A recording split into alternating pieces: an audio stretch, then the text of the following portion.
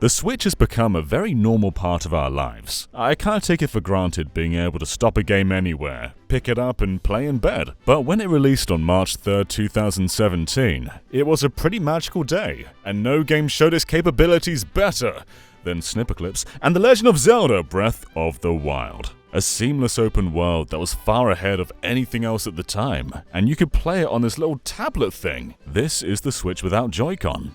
It's naked.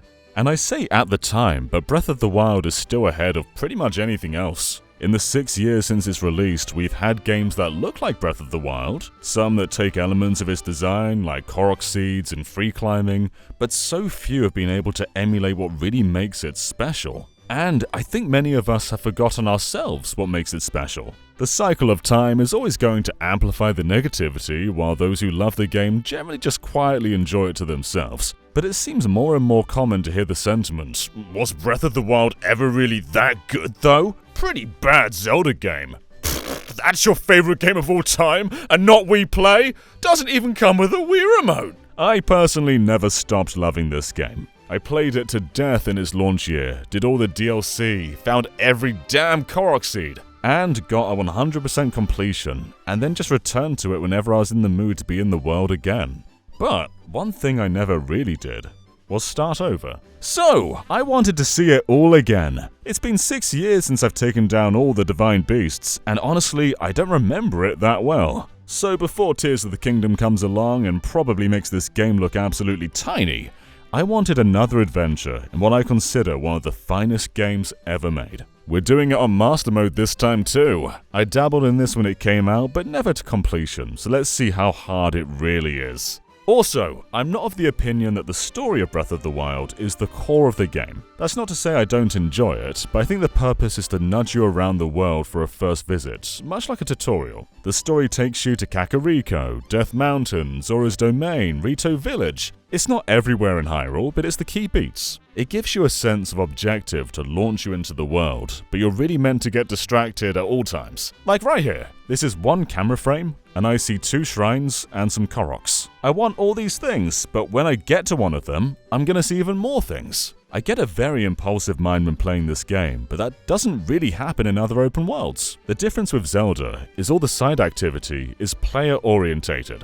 Optional content in other open worlds would be smaller, lower-budget optional quests, but here, the world isn't just a hub hosting content, it's the true objective of the game. If you just went from objective to objective and stopped after taking down Ganon, I don't feel like we played the same game. The story stuff represents maybe 5% of what I did in Breath of the Wild, if that, and the remainder is my own personal journey. Now, for this playthrough, I mostly just did the story, although I was distracted by a few things, and my route looked a bit like this. Very, very simple. But on my main save, it looks like this. And this does stop tracking you after a few hours, so this is missing some of my progress. But as you can see, there is a lot I didn't do in my new one. And also, I have no intentions of changing your mind if there's stuff you don't like. I'm not you, and I'm not using my time to change you. You be who you are. With that said, here's how my playthrough before Tears of the Kingdom played out. I really missed how vulnerable the early hours of Breath of the Wild are. Getting out of the cave, getting some raggedy clothes out of the chest, ignoring them and running out naked. You almost feel the breeze on your chest. Oh, I'm dead. In the main game, some branches are enough to take down enemies, but in Master Mode, you absolutely cannot take enemies on from the get-go. Any red enemy pretty much doesn't exist in this mode. They're all blue or white or gold. You really feel the durability system pushed to its limits here, especially as if an enemy doesn't take damage for a few seconds, they start to regenerate their health. You can completely waste weapons if you aren't prepared to follow through. I found myself doing something I haven't needed to do with Zelda for a while. Be clever. See, Breath of the Wild Sandbox lets you do so much, but once you finish the game and have all the champion abilities, the Master Sword that's more powerful than any weapon and lasts ages and keeps coming back, a horse and a bike that you can summon whenever you want, it all becomes a little trivial. Guardians are these terrifying, imposing monsters the first time you see them, but I'm pretty sure we can all parry them perfectly with our eyes closed now. It's a game you can master, and you only really need to be clever for self-imposed fun. But no, the Great Plateau on Master Mode brought that feeling back again. I couldn't take these guys on. I had to sneak past them, grab their weapons before they get a chance to strike, and if I were to actually engage, I'd have to go all out with everything I had. Combat was a real risk, and that was a great feeling to have again. There was a freaking silver lionel in the Great Plateau! I had to be incredibly sneaky to get past. I used my intuition to get by these little baby guardians rather than bleeding through my resources, and my reflexes were once again tested by the big boy guardians. As in Master Mode, their shooting patterns sometimes buffer before the blast, and that's brilliant. I also needed to actually cook this time. In the main game, Mipha's Grace charges so quickly once you've upgraded it, so it's so rare you actually need to heal. And if I do need to, I can just munch on all the resources I have, there's tons of them. But here, I really had to experiment with the resources and ingredients, and sometimes even go hunting, and I can't remember the last time I had to do that. I felt some challenge in a game that I was previously way too comfortable in, but that didn't really keep intact. I started to find exploits and ways to cheat the system a little bit. Like in Master Mode, there's a bunch of floating rafts and octoballoons with enemies on them. I think they're meant to make you reassess the situation. Like, do you waste arrows on them? Do you sneak past them? Do you take a different route entirely? But I found it was way too easy to just use magnesis to pick up the chest and then nudge them off the platform with it. They're usually above water too, so they just die in the water. I sacrifice none of my resources, I've still got arrows and weapons, and then I get free resources from the chest. If anything, all this does is help me. And while Guardians are a little less predictable in Master Mode, you can still just put something in their line of sight, and then you're invisible to them. Whether that's lifting a box and putting it in their eye, or just hiding behind a tree until they go away. Master Mode does not change stuff like this. So, after leaving the Great Plateau, I went straight for Ganon with nothing but 3 hearts and a dream, and getting there was actually really easy. The first time I set foot on Hyrule Field, I remember being so on edge seeing a Guardian, but now I just kind of hide behind a wall for a bit and they go away. Despite only just starting the game, going to Hyrule Castle gave me an inventory of the most powerful weapons in the game. I was easily just running past the most imposing enemies and picking up really powerful weapons. So, I made it to the Sanctum, I had an inventory, and yeah, it took me out in one big swoop. I've battled Calamity Ganon a ton of times, but I haven't faced off against the Divine Beast bosses in years. I don't think I'm ready for this. But before leaving, I did grab the Korok on the top of Hyrule Castle with pretty much the starting stamina gauge. That was kinda cool. Felix from Nintendo Life recently did a playthrough himself, and he had the idea of not using fast travel whatsoever, and I adored that. But I wanted one extra twist. Not only could we not skip around, but the map was banished. I couldn't open the map at all, apart from in Divine Beasts, we have to sort of control the beasts, but apart from that, never looking at the map. Even in the Divine Beasts, I'm not looking, my eyes are closed, I'm just rotating. I'm not looking! One thing Breath of the Wild's world design excels at is verticality. There's often points where inclines or mountains completely block the horizon, and it's only when you climb to the top that you get a good view of the world and suddenly see like 5 things of interest at once. Without a map, this is how I navigated Hyrule. Now, of course, it helps that I know this world pretty well already, but when you're not looking at a map or icons on a mini-map, you really take in everything so much better. In this playthrough, I connected with traversal more than I ever have in an open world game, and truly felt like I was forging my own path. So after losing to Ganon, I left Hyrule Castle with my extremely strong equipment, and I would say I made a beeline for Kakariko Village, but ooh, a shrine, ooh, a horse, ooh, a shrine, ooh, a Korok, ooh, a shrine! I actually forgot how clever a lot of the shrines in this game are. They definitely all look the same, which I guess you gotta cut costs somewhere. But some of these puzzles are among the most clever Zelda's ever been. I mean, there are a couple of really simple ones, but some of these are crazy good. I also managed to do this puzzle immediately, and I was very proud of that. Look at this! Whoa! Koroks too, I think they're greatly misunderstood. It's easy to look at them as a stat and go, "Whoa, I've got to collect 900 of these worthless things!" But nah, only crazy people do that. The seeds grow your inventory, but they stop doing that after like 400 seeds. So over half of them you don't need at all. They're just meant to be everywhere in the world to give you something for going anywhere. The point of a Korok is just to acknowledge that you've explored. It's like putting the heart in the Statue of Liberty in GTA 4. It's not a tangible reward, but you're going out of your way to do something unexpected, and they reward you for it. The invisible coins in Odyssey may be a better example. There's no reason for you to come up here, but the devs say, "Good job, you made it." Koroks in general are incredibly distracting in a great way. If you said to me in any other game, "I don't trust those trees, those are some suspicious looking trees," I'd call you a freak. But no, I'm with you. I don't trust those trees. They're just standing there. The little bitches, come on, let's go pluck them. I feel like spotting them is more important than solving them, because almost all Korok puzzles are incredibly basic, and that's something many other Korok imitators haven't really grasped. Like in Sonic Frontiers, the Korok equivalents are these big icons just pointing to them and you can't possibly miss them. But the point in Breath of the Wild is to highlight oddities in the world, and this isn't an oddity, that's just an icon. Look, more of those little bitch trees! Just gonna pluck you, little bitch apple. Oh, that's another thing too, how dynamic the game is. Do you remember the first time you were in a thunderstorm and realized that the lightning was being attracted to your metal equipment? I completely stripped off and rode naked horseback in a storm, and that's a very fond memory for me. There were moments like this where there was a guardian getting ready to shoot me, but when he did, a chew got in the way, and the heat of the blast turned his jelly into red chew jelly. The chemistry system is nuts. If it makes sense, then it usually works. Like you can throw an egg in hot spring water, and it will boil into a hard-boiled egg. I mean, it makes sense, but we're not used to games making sense this way. There's always that sort of video game logic of, oh, that can't possibly work. But no, it does, almost all the time. I also love how any Sheikah tech can disarm a bomb, like the blue flame, a guardian arrow, another bomb, a guardian laser. It's rarely important, but it's rad stuff. But yeah, the story! I'm getting distracted by the story, even talking about the story. I arrived at Kakariko, and I started herding up cuckoos. Come here, you little cuckoos, where are you? Oh yeah, the story. Speaking with Impa is mostly optional, but she does give you a bit more direction, highlighting Hateno where you get the camera rune, or telling you to go to the 4 divine beasts scattered around the world. It's actually quite a bit more guided than I remember it being, but thankfully with no map, we haven't got any glowing points showing exactly where to go at all times, and it is still our journey.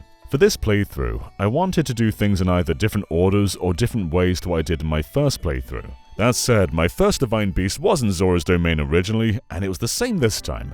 I figured for Master Mode, Mipha's Grace would come in handy. But on the way there, I found a bunch of shrines and Korok seeds again. One of the shrines had 3 Hinoxes guarding orbs that revealed the shrine, and this was one of the highlights of the entire run for me. I didn't really have the resources for them, I had no arrows whatsoever. I ended up having to carefully and selectively hurl lesser weapons at them while smacking them with the big stuff when they were down. By the time I took down all 3 of them, I pretty much had nothing left. Goodbye all the Hyrule Castle equipment. This is what I love about Breath of the Wild's weapon system. When you don't have what you need, you can still pull off some crazy stuff just by improvising with what you have. Anyway, back to Zora's Domain. To do it a bit differently, I didn't approach from the path where you meet Sidon. I actually climbed up from the back, which is especially hard to do because the Divine Beast in this area is making Zora's Domain in a constant state of rain. I'm not sure if this is meant to be possible, but if you keep just pressing B while on a slope, Link will just keep running. There's no sliding down because of rain, you just kind of run up. So my introduction with Sidon was actually in the central Zora's Domain town, which is really cool. I've never seen that before.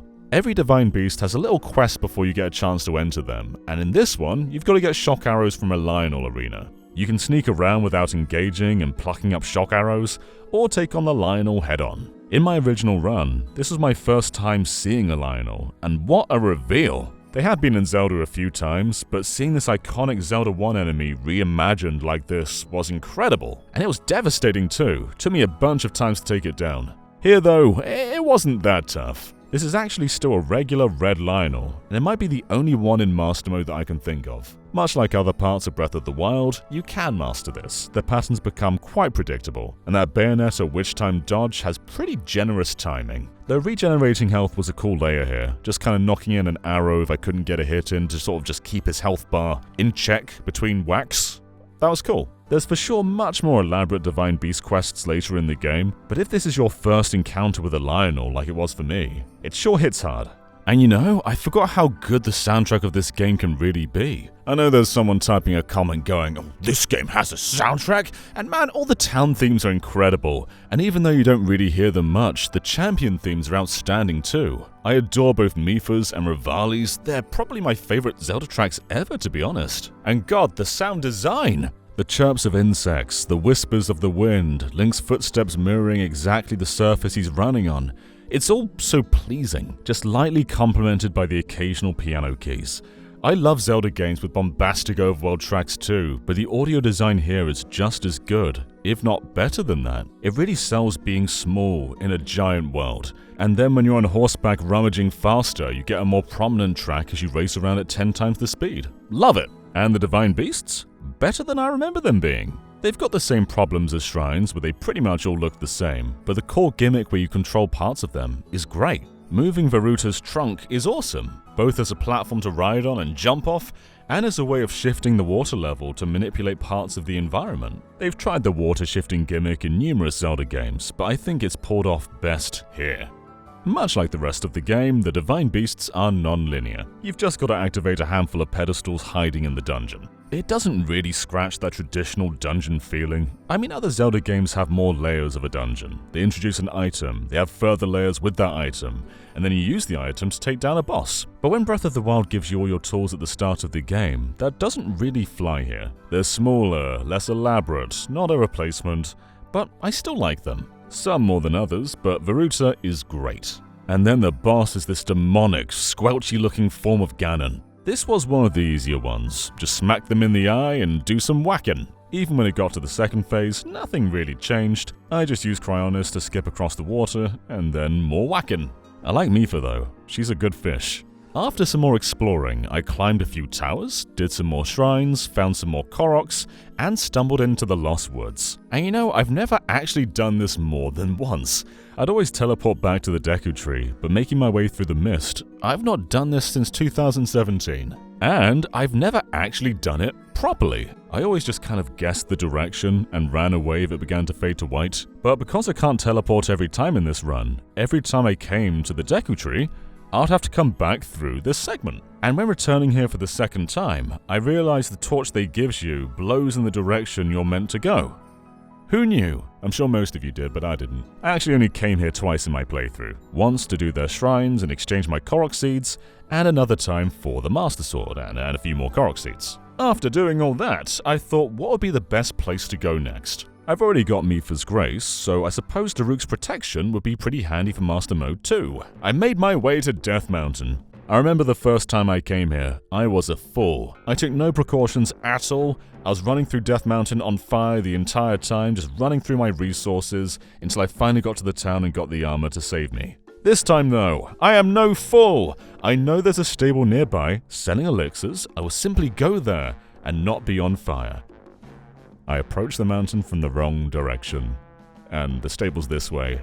And I suppose I could have gone back, but I thought it would be quicker to get to the stable just by cutting through Death Mountain, so I caught fire, and I went through most of my resources healing, because it was a further distance than I remember it being. I'm still a fool. Please give me elixir. I need it. My next problem is I don't really have enough rupees to buy the armor from the town. Breath of the Wild's handling of rupees is really different to other Zelda games. You don't really just sort of stumble upon them. Sometimes Yiga members do drop them, but it's more about selling what you have to get rupees. And I hadn't really been mining for resources or anything, so I couldn't really sell that much. I could afford the main body of the fireproof armor, which is fine for most of Death Mountain, but it's not fine for this area here. Guess I gotta keep chugging elixirs. The trail to the Divine Beast has a lot more going on than the previous one. You've got to save Yabba Dabba Doo-Boo, or whatever his name is, and then you've got to kind of fight the Divine Beast with Yabba Dabba Doo-Boo by firing him at it and sort of stealthily avoiding all the guardians nearby. I thought this was really cool. But the actual beast itself is one of the more vanilla ones. It just kind of rotates around without really having another layer like Varuta's trunk. It's just like this, which is a bit lame. I do like the intro though. It starts in pitch darkness, but all you can see are the illuminated Malice and Sheik Attack. That rocks, but it's a weird intro because that doesn't reflect any other parts of the Divine Beast. It's just very self-contained for some reason. There's not really much to say about this one. The outside section is too hot without full armor, so thankfully I still had an elixir, but I had to be quite wary about time because I was quite limited and the boss fight is out here. I was only barely able to make it out without needing to leave. It wasn't so bad of a boss though. It would occasionally be annoying when it kept moving and there wasn't really a chance to land a hit in because it kept teleporting away and it was regenerating health, but I still took it down pretty fast. Now, from Death Mountain, it's really easy to get to Rito Village, but I wanted to go to the other side of the map with the Gerudos. I don't know why, I just kind of did. And man, I love this part of the game. Shieldboarding through the sand of the desert, going from scorching heat to freezing cold as the day shifts. Finding that isolated district outside town where you get clothes to make you look like a Vo to sneak into the real town that only allows women. And the quest itself is easily the best in the game. Sneaking into the Yiga clan's hideouts, leaving bananas on the floor to distract them, getting caught and having a huge ambush that's next to unwinnable in Master Mode. The whole segment rocks. And fighting the Divine Beast too, like seal surfing while you shoot their legs with bomb arrows. It's really fun. I don't think any of the Divine Beast mechanics are quite on the level of Varuta, and this one off the face of it is pretty similar to the last one, just kind of rotating a central panel. But there are electrical currents in this one, and rotating around can sometimes make them match, or it can make them desync. I like this Divine Beast quite a bit. I don't think I did this bit right, but it was cool finding my own way to continue the electrical current. But boy, the boss! Because I found the other bosses a bit easy, I set myself a new imposed challenge. Defeating this boss is pretty easy with dodges because there's a giant window to make the dodge and then get a bunch of hits in, but it's pretty hard to parry. Not only is the window smaller, but you get far fewer hits in. It was tough, but it feels really good to pull off. It says a lot about the game's sound design. You can kind of get into the groove of these tiny parry windows just by listening to the audio. I had a great time playing this way. After that, instead of running through the desert again, I sealed the deal and skated away with a sand seal. I'm pretty sure in my first playthrough I would have just teleported away. But no, this time we're going to the final place. We're going to Lorelin Village. No real reason, just kind of wanted to come here. It reminds me of Outset Island, and I said that once and people wrote articles about it. It's funny how a ton of people never even discovered Lorelin. I suppose it's one of the few places that isn't part of the story chain, so if you're just doing the beats where the game guides you, you'll never discover it, there's no reason to. I also wanted to go to the Akala lab, which is on the opposite side of the map to Rito Town again, and I got distracted on the way to doing that as well. I forgot about the flame-carrying mission for this one. It's like what they have you do in Hateno, apart from it's a much longer track filled with enemies, and that's really fun. But no more distractions, let's finally do the last Divine Beast, and not get distracted on the way!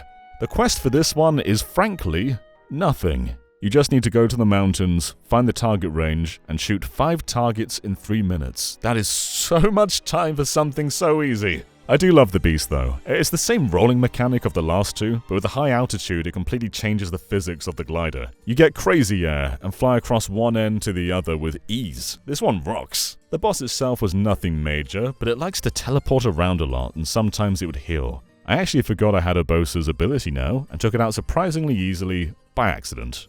And that is all the Divine Beasts down!